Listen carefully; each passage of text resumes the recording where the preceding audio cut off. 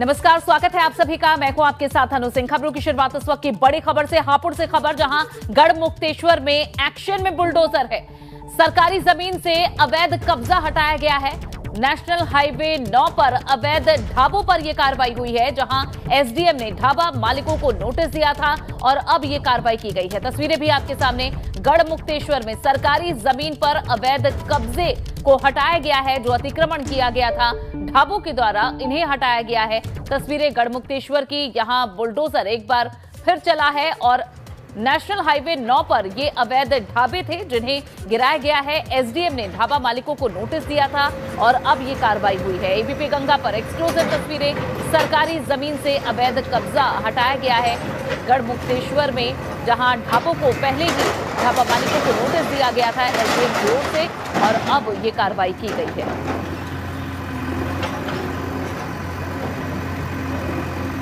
सरकारी जमीन पर यह निर्माण किया गया था। एसडीएम की ओर से पहले ही नोटिस दिया गया था और अब ये कार्रवाई हुई है, जहां सरकारी जमीन पर अवैध कब्जा किया गया था और अब बुलडोजर यहां चला है।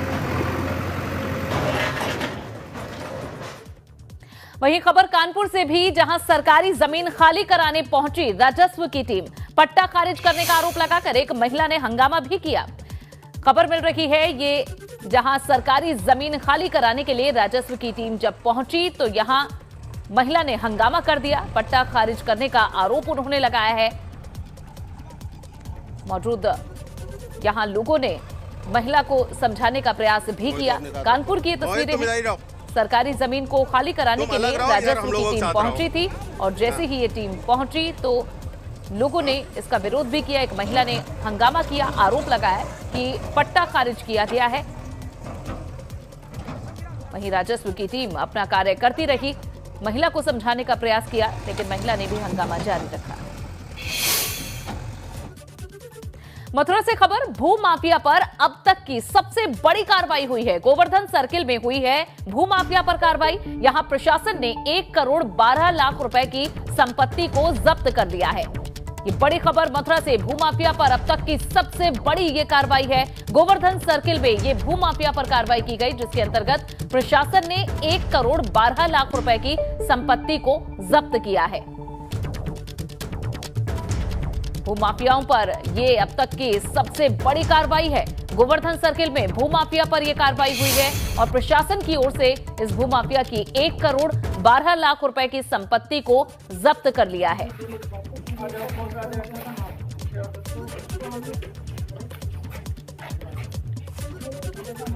गोवर्धन सर्किल में ये भूमाफिया पर कार्रवाई की गई है। प्रशासन ने 1 करोड़ 12 लाख रुपए की संपत्ति को जब्त किया है, जहां कार्रवाई की जा रही थी और अब ये तस्वीरें उसकी। झांसी में एक बड़ा हादसा टल गया। वीरांगना लक्ष्मीबाई झांसी स्टेशन के पास हजरत निजामुद्दीन से एर्नाकुलम जा रही मंगला एक्सप्रेस के A1 कोच के टॉयलेट में अचानक से धुआं निकलने लगा, जिसके बाद हड़कंप मच गया। सूचना पाकर DRM मौके पर पहुंचे और फायर ब्रिगेड की टीम ने गाड़ी से निकलते हुए धुएं को बुझाया। ये आप तस्वीरें देखिए, किस तरह से अचानक धुआं निकलता देख तुरंत यहां हरकत में प्रशासन आया। ये एर्नाकुलम जा रही मंगला एक्सप्रेस का A1 कोच है, जिसके टॉयलेट में अचानक से धुआं निकलता हुआ देखा गया। लोगों में हड़कंप मच गया। सूचना पाकर DRM भी मौके पर पहुंचे। फायर ब्रिगेड की टीम ने यहां गाड़ी से निकलते हुए धुएं को बुझाया।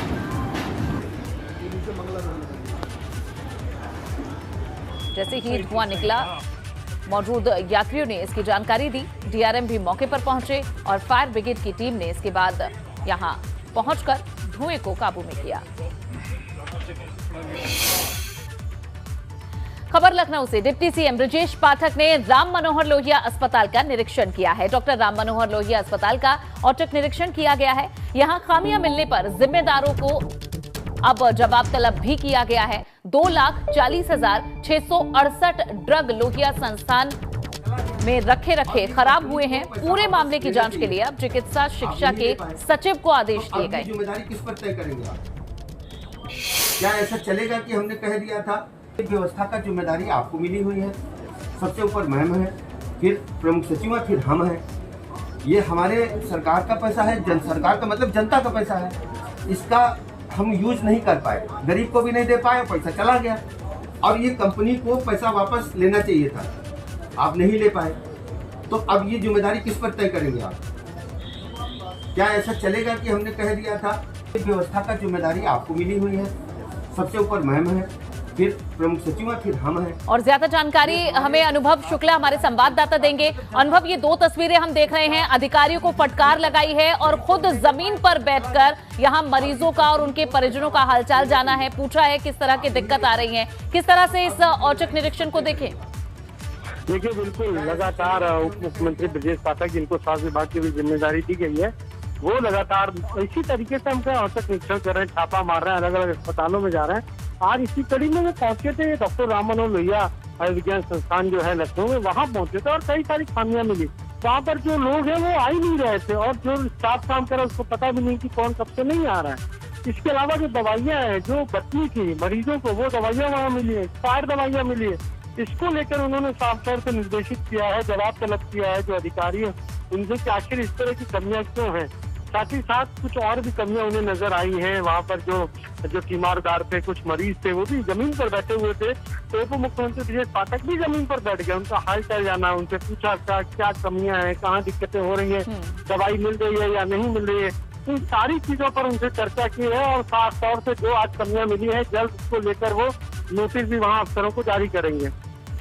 जी, और अनुभव, एक बहुत बड़ी चुनौती है स्वास्थ्य, जब से कोरोना आया है, जब से इस वायरस का फैलाव देश में हुआ और ऐसी महामारी देखी, तो उसके बाद जो स्वास्थ्य व्यवस्था है उसे दुरुस्त करने की सभी राज्यों ने जरूरत महसूस की। इस क्षेत्र में उत्तर प्रदेश ने भी कई टारगेट रखे हैं, तो ऐसे में ये स्वास्थ्य मंत्री का, डिप्टी सीएम का ये इस तरह का दौरा, ऐसा निरीक्षण, कैसा लगता है कि कितनी जल्दी उस लक्ष्य को प्राप्त किया जा सकता है या इस और बढ़ रही है सरकार?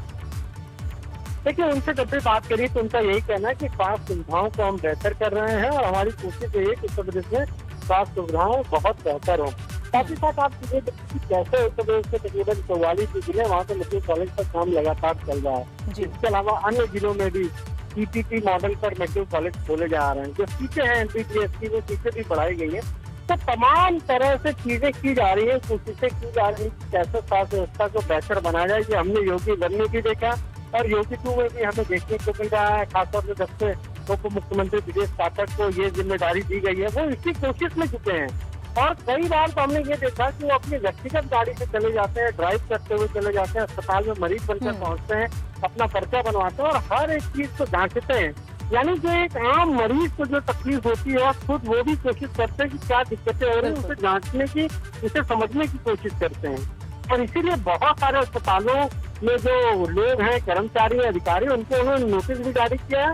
साफ तौर पर उनका यही कहना है कि सब लोग अगर ठीक ढंग से काम करें और मरीज को ये एहसास कराएं कि वो अस्पताल नहीं बल्कि अपने घर में ही आए हैं, तो मरीज तो आधा वहीं से ठीक हो जाएगा। बिल्कुल ठीक। अनुभव, शुक्रिया इस पूरी जानकारी के लिए। तो दो तस्वीरें आपको दिखा रहे हैं, डॉक्टर राम मनोहर लोहिया अस्पताल में डिप्टी सीएम पहुंचे थे औचक निरीक्षण के लिए। कई खामियां यहां पाई गई हैं, जिसके बाद अधिकारियों को फटकार तो लगाई ही गई और साथ ही वहां मौजूद तीमारदारों से भी बात की। आप देख सकते हैं जमीन पर बैठकर मरीजों का हाल भी जाना। बढ़ते हैं आगे। उधर वित्त मंत्री सुरेश खन्ना सुबह से लखीमपुर के दौरे पर निकल पड़े, जिससे प्रशासन में हड़कंप मच गया। यही वजह है कि तेज रफ्तार यहां पकड़ना सीएमओ को महंगा पड़ गया और उनकी कार मंत्री जी के काफिले में शामिल एक कार से टकरा गई। शहर में गंदगी पर मंत्री जी ने इस दौरान फटकार भी लगाई। और फिलहाल ये आपको बता दें कि खबर लखीमपुर से मिली, जहां लखीमपुर खीरी में वित्त मंत्री सुरेश खन्ना और दानिश आजाद शहर के दौरे पर निकले। इस दौरान मंत्रियों ने कई निरीक्षण किए, लेकिन कई जगहों पर फैली गंदगी की वजह से मंत्री नाराज दिखे। इस पर सुरेश खन्ना ने संबंधित अधिकारियों को फटकार भी लगाई। इतना ही नहीं, मंत्री जी ने सैनिटरी इंस्पेक्टर का 2 दिन का वेतन रोकने के आदेश भी दिए।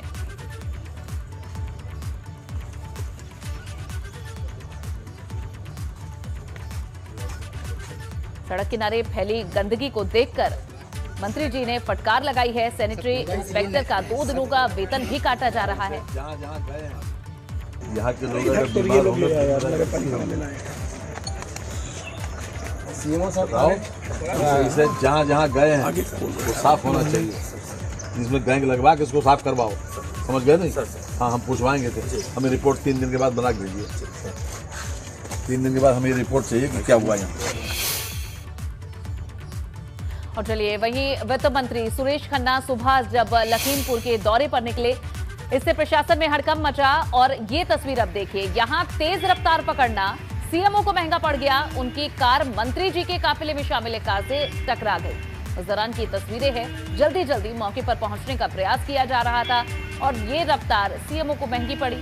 आप देख सकते हैं, उनकी कार मंत्री जी के काफिले में एक शामिल कार से टकरा गई और आगे से गाड़ी क्षतिग्रस्त हुई है।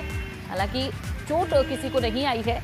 ये मंत्री जी के काफिले में शामिल एक गाड़ी थी जिससे सीएमओ की कार टकरा गई। अचानक से मंत्री जी दौरे पर निकले और जैसे ही इसकी जानकारी सीएमओ को मिली, तुरंत वे भी निकले और इस तेज रफ्तार का खामियाजा भी उन्हें भुगतना पड़ा। वाराणसी से एक बड़ी खबर मिल रही है। श्रृंगार गौरी ज्ञानवापी मामले में अपडेट है, जहां कोर्ट के आदेश के बाद अब सुरक्षा बढ़ाई गई है। चौक थाना क्षेत्र में सुरक्षा बढ़ा दी गई है। कोर्ट ने 17 मई से पहले सर्वे पूरे करने का आदेश दिया है। ये सर्वे 17 मई से पहले पूरा किया जाना है और उसके बाद इस आदेश के आने के बाद अब सुरक्षा बढ़ा दी गई है। चौक थाना क्षेत्र में सुरक्षा बढ़ाई गई है कोर्ट के आदेश के बाद ये फैसला। अब देखिए, श्रृंगार गौरी ज्ञानवापी मामले में अपडेट है। कोर्ट के आदेश के बाद सुरक्षा बढ़ा दी गई है। यहां चौक थाना क्षेत्र में ये सुरक्षा बढ़ाई गई है। कोर्ट ने 17 मई से पहले सर्वे पूरा करने का आदेश दिया है। तो जहां आज सुनवाई हुई है कोर्ट में और कोर्ट ने जहां कोर्ट कमिश्नर बदलने की मांग को भी खारिज कर दिया है और साथ ही 17 मई से पहले यहां सर्वे पूरा करने के आदेश भी दिए गए हैं। नीतीश पांडे हमारे संवाददाता और ज्यादा जानकारी देंगे। नीतीश, बताएं, थाना ये चौक थाना क्षेत्र है जहां सुरक्षा बढ़ाए जाने की सूचना मिली। अनु, अभी जो वर्तमान की स्थिति है ज्ञानवापी परिसर और परिसर के अलावा अगर बात करें तो मंदिर का जो ज्ञानवापी द्वार है वहां पर सुरक्षा बढ़ा दी गई है। हालांकि वहां पर पूरे साल सुरक्षा का कड़ा घेरा रहता है, लेकिन अब इस आदेश के बाद सुरक्षा वहां पर और भी चाक चौबंद कर दी गई है। 17 तारीख से पहले ये सर्वे पूरा किया जाना है। 2 कोर्ट कमिश्नर अब इस सर्वे को पूरा करेंगे और जिस तरह से मुस्लिम समुदाय, मुस्लिम पक्ष की बात करूं या प्रतिवादी पक्ष की बात करूं तो कोर्ट कमिश्नर के बदलने की मांग को लेकर प्रतिवादी पक्ष कोर्ट में गया था, लेकिन अब कोर्ट कमिश्नर है उन्हें हटाया नहीं गया और इसके अलावा 2 कोर्ट कमिश्नर इस सर्वे को पूरा करेंगे। 17 तारीख से पहले सर्वे को पूरा किया जाना है और 17 तारीख को रिपोर्ट कोर्ट में प्रस्तुत की जानी है। तो अब इंतजार है उस सर्वे का, उस सर्वे टीम का जो अंदर जाए और सर्वे को करे। और एक खास बात और आपको बता दूं अनु, जिस तरह से पिछली बार के सर्वे में 2 चीजें सामने आई थी, प्रतिवादी पक्ष द्वारा ये कहा गया था कि कोई स्पेसिफिक आदेश नहीं है, तो इस बार कोर्ट ने कह दिया है कि प्रशासन की मौजूदगी में अगर तहखाने का ताला खुल सके तो खोले, नहीं खुल सके तो तोड़कर सर्वे करे। तो ऐसी स्थिति में अब प्रशासनिक अमला भी पूरी तरह से मुस्तैद हो गया है और बहुत कुछ साफ साफ अपने आदेश में कोर्ट ने कह दिया है। नीतीश, शुक्रिया इस पूरी जानकारी के लिए। आपको बता दें कि वाराणसी के ज्ञानवापी मामले में कोर्ट कमिश्नर पर आए कोर्ट के बड़े फैसले की एडवोकेट कमिश्नर बदलने की मांग को कोर्ट ने खारिज कर दिया। साथ ही कोर्ट ने साफ कर दिया कि ज्ञानवापी मामले में एडवोकेट कमिश्नर अजय मिश्रा नहीं बदले जाएंगे। इसके अलावा कोर्ट के आदेश पर इस मामले में अब 2 सहायक एडवोकेट कमिश्नर नियुक्त किए गए हैं। कोर्ट ने 17 मई से पहले तक सर्वे का काम पूरा करने के आदेश दिए हैं। साथ ही 17 मई को सर्वे रिपोर्ट कोर्ट में पेश करने का आदेश दिया है। तो जहां आज बहुत कुछ साफ अपने आदेश में कोर्ट ने कर दिया है और उसके बाद ये जानकारी की सुरक्षा बढ़ा दी गई है। कई मांगे रखी गई थी और उन्हें खारिज करते हुए अब बहुत कुछ साफ कोर्ट ने कर दिया। पक्ष के अधिवक्ता शिवम गौर जी सुप्रीम कोर्ट के अधिवक्ता हैं और वो भी यहाँ पहुंचे, इनसे जानते हैं। शिवम जी, अब जो कहे कि कोर्ट कमिश्नर, वकील कमिश्नर, एडवोकेट कमिश्नर, अब 2 क्या और क्या? देखिए, 2 एडवोकेट कमिश्नर रहेंगे और जो अवरोध उत्पन्न करने का प्रयास था, जो हम स्पष्टीकरण मांग रहे थे न्यायालय से, आप स्पष्ट कर दिए। वैसे स्पष्ट था, 26/4 का आदेश अपने आप में स्पष्ट था कि तहखाने में जाया जाएगा, लेकिन इन्होंने कहा बैरिकेटिंग टर्म यूज नहीं है। बैरिकेटिंग को लेकर के उन्होंने सवाल उठाया, तो आज न्यायालय ने कहा कि जो ताला आए परिसर के अंदर जो ताला है, यदि अंजुमन इंतजामिया कमेटी उसको नहीं खोलती है तो प्रशासन उसको तोड़ करके एडवोकेट कमीशन की कार्रवाई पूरी करेगा। इसके साथ साथ डिफेंडेंट नंबर 4 यानी कि अंजुमन इंतजामिया की अगर अनुपस्थिति भी होती है तो भी कमीशन की कार्रवाई कंटिन्यू रहेगी और रिपोर्ट सौंपी जाएगी। उनकी अनुपस्थिति भी किसी तरह से इसमें विराम नहीं लगा पाएगी। न्यायालय का आदेश बहुत स्पष्ट है। हमारी एक आर्गूमेंट को न्यायालय ने माना, क्योंकि आप जानते हैं वही आर्गूमेंट हम 3 दिन से इसको न्यायालय के सामने रख रहे थे। इनकी बेसलेस आर्गूमेंट्स को न्यायालय ने सिरे से खारिज कर दिया। एक और चीज़ जानना चाहेंगे कि अब कब तक सर्वे की शुरुआत कब तक होने की उम्मीद? हम ये नहीं कह रहे कि आप डिसाइड ये करेंगे, लेकिन उम्मीद कब तक की जाती है? देखिए, मेरी संभावना ये है कि 13 मई से ये शुरुआत होगी। 13 मई से और 17 मई के पहले रिपोर्ट। यदि जिस तरह से आदेश हुए उनका अनुपालन होता है, प्रशासन दुरुस्ती दिखाता है, तो संभवतः 17 मई को रिपोर्ट न्यायालय के सामने। कोई आशंका है क्या कि प्रशासन दुरुस्ती नहीं दिखा सकता? देखिए, न्यायालय ने बिल्कुल वो कर दिया है और सरकार ने भी पक्ष ये रखा था, आप स्पष्टीकरण यदि दे देते हैं तो हम पूरी दुरुस्ती के साथ इसका अनुपालन कराएंगे। कोई वो नहीं रह जाता है। बहुत अच्छा आदेश है। तो आप देखिए हमारे साथ वादी पक्ष के अधिवक्ता, और इन्होंने जो चीजें आज के आदेश में थी उनको स्पष्ट रखा। इलाहाबाद हाईकोर्ट में मथुरा श्री कृष्ण जन्मभूमि विवाद से जुड़े मामले में भी सुनवाई हुई और इस दौरान हाईकोर्ट ने मूल बात की सुनवाई में किसी भी तरह का दखल देने से इनकार कर दिया। साथ ही हाईकोर्ट ने कहा है कि बहुत गंभीर मामला है, इस मामले में सुनवाई को निर्धारित समय सीमा में पूरे किए जाने का आदेश नहीं दिया जा सकता। हाईकोर्ट ने मूल बात के साथ याचिकाकर्ता की ओर से दाखिल की गई 2 अर्जियों का जल्द निस्तारण करने की निचली अदालत को आदेश दिया है और हाईकोर्ट ने मथुरा की अदालत को 4 महीने में सुनवाई पूरे करने का फैसला सुनाने का आदेश भी दिया है। सुनवाई पूरी कर फैसला सुना दिया जाए। आपको यह भी बता दें कि पहली अर्जी मथुरा की जिला अदालत में चल रहे सभी मुकदमों को सूचीबद्ध कर एक साथ सुनवाई किए जाने की मांग को लेकर है। दूसरी अर्जी में विवादित जगह पर मुस्लिम पक्ष का प्रवेश प्रतिबंधित किए जाने की मांग की गई है।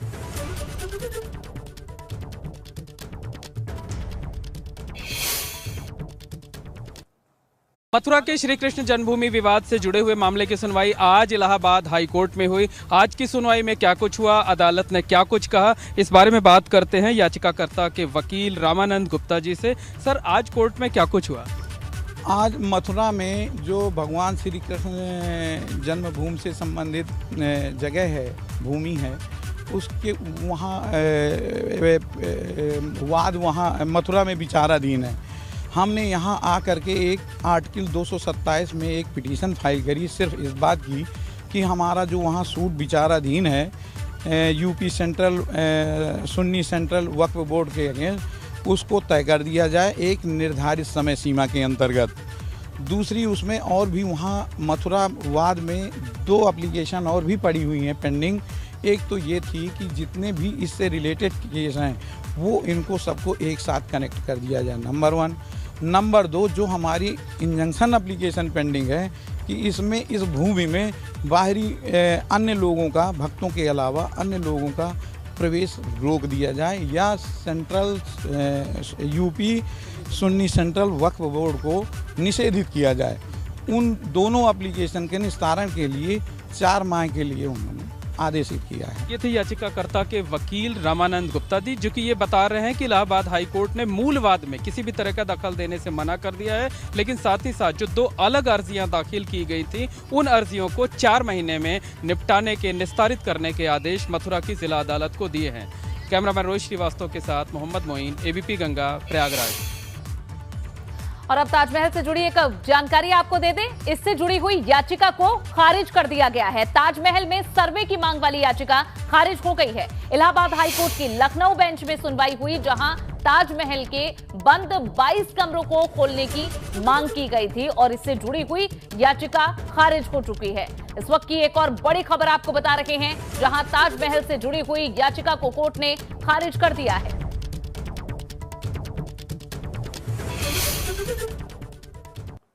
दोनों उसमें पिटीशन में 2 प्रेयर करी गई थी। आर्कियोलॉजिकल सर्वे ऑफ इंडिया की तरफ से अपेयर हुए थे। पिटीशन में बहुत सारी कमियां थी, इसलिए कोर्ट ने इसको डिसमिस कर दिया। दोनों उसमें पिटीशन में 2 प्रेयर करी गई थी। आर्कियोलॉजिकल सर्वे ऑफ इंडिया की तरफ से अपेयर हुए थे। पिटीशन में बहुत सारी कमियां थी, इसलिए कोर्ट ने इसको डिसमिस कर दिया। उन्होंने ये कहा कि ये इशू जो है वो एज द जजेस we can not decide this issue, the historians and the academicians should study on this and they should decide on this. उन्होंने ऐसा लिखा है कि मैं समझ सकता हूं कि उन्होंने कहा कि हम जजेज हैं, जो कानून है कानून को जज करते हैं, अगर कोई कानून का कुछ पालन नहीं हो रहा है तो हम उसको जज करते हैं। लेकिन यहाँ पे आप बात कर रहे हैं कमेटी बनाने की, और वो कमेटी हम नहीं डिसाइड कर सकते कि उन कमेटी के मेंबर्स कौन होंगे। उन्होंने ये कहा कि इस कमेटी का मेंबर्स एकेडमिशियन, हिस्टोरियंस हो सकते हैं, लेकिन हम किसी पर्टिकुलर इंसान को ये नहीं कह सकते कि ये पर्टिकुलर लोग होंगे। याचिका खारिज कर दी गई है। अभी आगे की क्या रणनीति रहेगी? जजमेंट पढ़ेंगे, उसके बाद सुप्रीम कोर्ट जाएंगे। आपने फाइल करी थी, उसमें क्या फैसला सुनाया गया है? याचिका खारिज कर दी गई है। अभी आगे की क्या रणनीति रहेगी? जजमेंट पढ़ेंगे, उसके बाद